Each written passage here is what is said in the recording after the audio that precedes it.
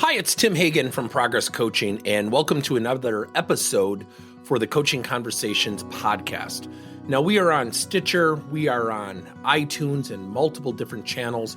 Please check us out. Now, one of the things that you'll get out of our podcast episodes is a lot of content, a lot of strategy. It's not fluff, it's not concept, yet we really want you to engage with the content and let us know your feedback. If you have any questions, feel free to reach out to us. If there's topics you'd love to have us address, we would love to share them with you. Let us know your impact and let us know your feedback. When I think of the workplace culture, and I think about cultures in general, we hear from organizations all the time, things such as we're going through change transformation, we're going through a lot, we have a new CEO, our leadership has changed, we have succession planning underway. All of these things will affect our culture. Now, all of those things are not incorrect. I want to give you a different view. I think about organizations, for lack of a better description, in a triangle. At the base of the triangle is roughly 70 to 80% of our employees at our organizations are employees or individual contributors. Then we get into team leaders, supervisors, and then above that we get managers, directors, vice presidents, and then we get to the C-suite. I think that's a fairly high-level, safe assumption, okay? Now, with that being said, we spend a lot of time developing from the top of the triangle down. And I think we might be missing a really fundamental opportunity. Now, let me go back to the base of the triangle. When I think about high school and college, I think about things like approachability, coachability, taking classes, semester-long classes on seeking and accepting feedback professionally as a great employee. I bet you've never heard of anything like that. I'm not sure it even exists. So the funny thing is, when we are in an organization, I believe cultures are made up of the conversations within them. Let me give you an example. I've used this example a lot, but I'm going to use it again. We were working with a company, working very hard in their workplace culture, and I had a young lady who interviewed. She worked on the shop floor, wanted to get off her feet 7 days a week, 9 hours a day, no exaggeration, wanted a Monday through Friday desk job. And she wanted to go into customer service. I think she'd be very good. Yet she had never turned on a computer. She didn't really know or anything about technology, and quite frankly, really was not qualified for the job. So she gets done, and she's down in the lunchroom. I'm walking behind her, and she approaches 3 coworkers. And they said, "How'd the interview go?" She said, "Oh, it was so unfair. The guy totally attacked me throughout the interview." That is a verbatim quote. Now, we may not want to talk about this because it isn't tactical. It's not strategic. We know it happens. We tend to blow it off. We tend to dismiss it.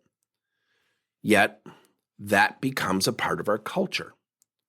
Now, when we hear good news, studies have reported we tell up to 3 people. When we hear something that's negative, we tend to tell up to 23 people. So, this employee talked to 3 people. Let's just say those 3 people shared it with 5 people. That would be 15. And those 3 people, or those 15 people shared it with 3 people. That would be 45 people total that would hear absolute, irrational, fabricated, non-factual narration of an interview.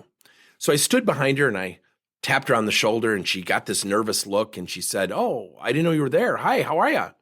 I said, "He attacked you? Like he got you in a headlock?" "Well, no, but I just felt really, I was upset because he said I wasn't a viable candidate." I said, "So he was honest with you?" "Yeah, but I just think that's BS because," and I said, wait, stop. "He was honest with you." "Yeah, but I just felt like," I said, "Stop. I didn't ask how you felt. I think that's important.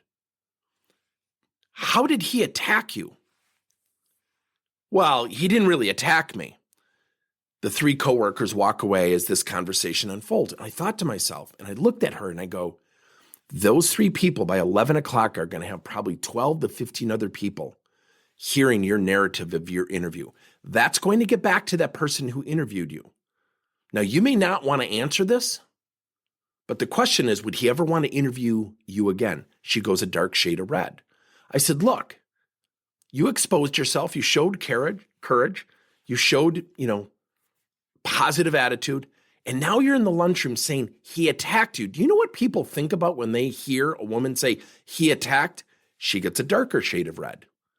I said, so you have an opportunity to make this right, but your window is small.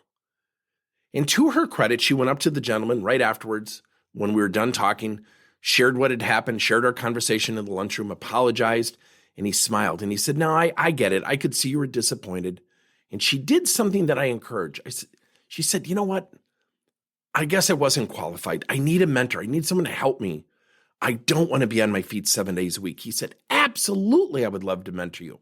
Now, what would have happened in that workplace situation had she not done that and someone came up to that gentleman and said, oh, I heard so-and-so was really upset that you attacked her in the interview? That conversation creates distortion. That distortion, we don't want to talk about it, becomes a part of our culture. See, so many companies have trust and integrity in their corporate values. Then why is trust and integrity always in question at almost every company? I don't trust that guy because it's our interpretation. See, we listen and react emotionally. Now, that is not to say we want workplace cultures of robots. That's not my suggestion. So what we have to work on is something called approachability and coachability. We have to train employees how to seek and accept feedback. We have to also educate and train leaders how to pull people in to conversations where they're comfortable, where trust can be built. Let me give you 2 examples. For leaders, we teach something called listening chat. Somebody comes into the office, you call them in and say, look, John, Susie, what are you seeing on the front lines that I might not be seeing? Educate me on 2 things you think I should pay more attention to, and then only say thank you. Don't disagree and say, yeah, but, because the minute you do that, they're wondering, why did you call me in if you wanted to argue with me? We may not think that's our intention, and it probably isn't, yet that's the perception we can create. Now, on the flip side, we teach employees. We encourage employees to do this 1 time a week. And we actually facilitate this as a service. Eat feedback, embrace, ask, and tell. So that employee would go up to the boss and say, well, Mr. and Mrs. Boss, what am I doing really well? And what's that one area you would encourage me to improve? And the boss gives feedback and the embraces. Well, first of all, thanks for the feedback. I really appreciate it. The A is ask. Let me ask you, what are 2 suggestions you would make for me to improve and really target that area based on the feedback you gave? The employee's going to hear some things and then they go to the T. Well, let me tell you what I'm going to do with your feedback, which creates accountability and ownership. Now, I will tell you this. Clients who have employees doing this, the employees will first say, this is weird. I hate this. Right, it's uncomfortable because we're disrupting the typical reaction of dismissal of feedback based on agreement or disagreement. It is fundamentally a part of our cultures. So if we can practice approachability, making it easy for us to be approached as leaders, if we can create coachability, and oh, by the way, employees and individual contributors, making it easy for you to be approached and coached. I often share this with individual contributors, employees, who take up 70 to 80% of our organization population. Would you want to manage you? Would you want to give feedback to you? And I often get these blank stares, and I said, no, think about it. How do you react in the moment? And I've had more leaders come back and say, it's really funny. I was remembering that statement and someone was giving me feedback and I was feeling defensive. And all of a sudden I thought to myself, oh my gosh, I'm telling this person right now to never give me feedback again based on my emotional reaction. A culture of approachability and coachability can create the foundation that can build trust, that can build teamwork, that can build better communication. See, we tend to look at culture tactically, strategically. I think we have to look at it foundationally from an approachability and coachability standpoint. Thank you for listening to another episode of Coaching Conversations by Tim Hagen and Progress Coaching. Now, our company is always coming out with new and innovative solutions to help leaders coach their employees. And recently, we just created a new service called Coach to You, where leaders can pick and choose topics and assign 7 to 21 day programs for employees to learn and, more importantly, apply actions and then reflect and share what they're going to do going forward as a result of the learning. It's called Coach to You. We're literally bringing coaching to your employees. If you're intrigued, we'll have a link in each one of our episodes where you can get more information.